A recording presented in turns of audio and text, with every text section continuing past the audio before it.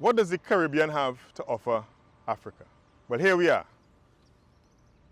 the home of Carnival, Trinidad and Tobago Carnival, the greatest show on planet Earth.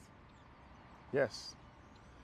In Africa, there are many carnivals driven by the beat of soca music, steel pan, and the masquerade that Trinidad and Tobago has uniquely created for their experience, that the Caribbean embodies across every Caribbean territory. There is the mass, the carnival, the spectacle, the culture, the rhythm.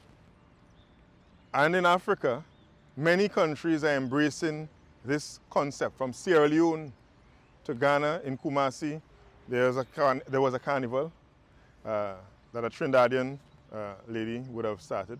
In Nigeria, the largest street festival on the continent of Africa, in Calabar, 3 million revelers, is driven by the beats of soca and calypso and steel pan. And of course, this is not just revelry. This is commerce. These are trucks on the road, music production, copyright, intellectual property, television rights, and of course, marketing of the beverages and the products that we consume in the festival. What does the Caribbean have to offer Africa? It's clear. We have cultural meaning and economic connection. But there's one story I want to give you about culture.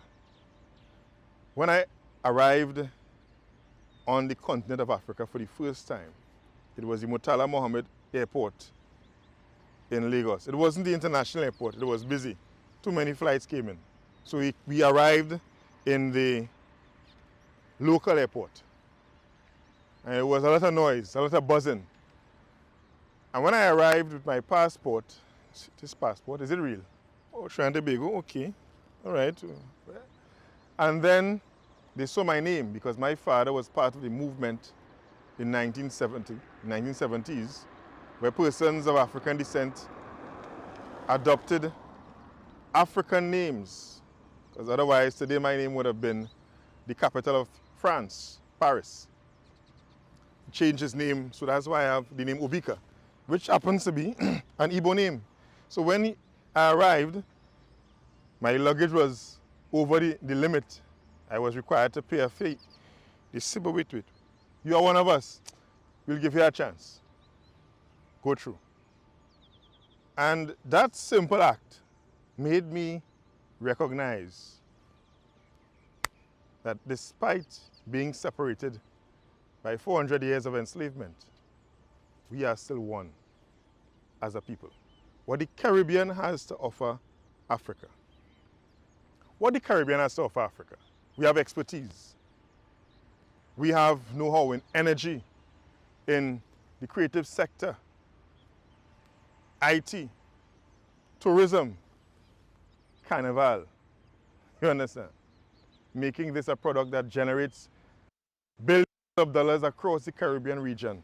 African tourism is exploding right now because there's an increase in incomes, because the economies are growing by 5 to 6% every year, some even more than that, while the populations are growing by about 2%. So you have income rising faster than population growth. So every year, millions of Africans are entering the middle class and having the opportunity, having the purchasing power. And the first thing they look to is domestic inter-African tourism. A carnival could bring many eyeballs onto you. And that is why in Nigeria, several states have utilized what those Nigerians coined steel pan diplomacy, having a carnival celebration.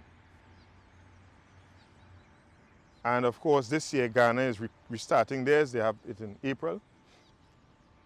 And there's a contingent coming from Trinidad and Tobago to participate.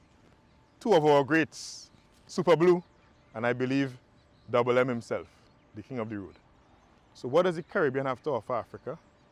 You can discover that in yourself by joining me on my tour, August 24th to September 7th to Ghana, Togo, Burkina Faso. Click the link, contact me, and let's get you to Africa.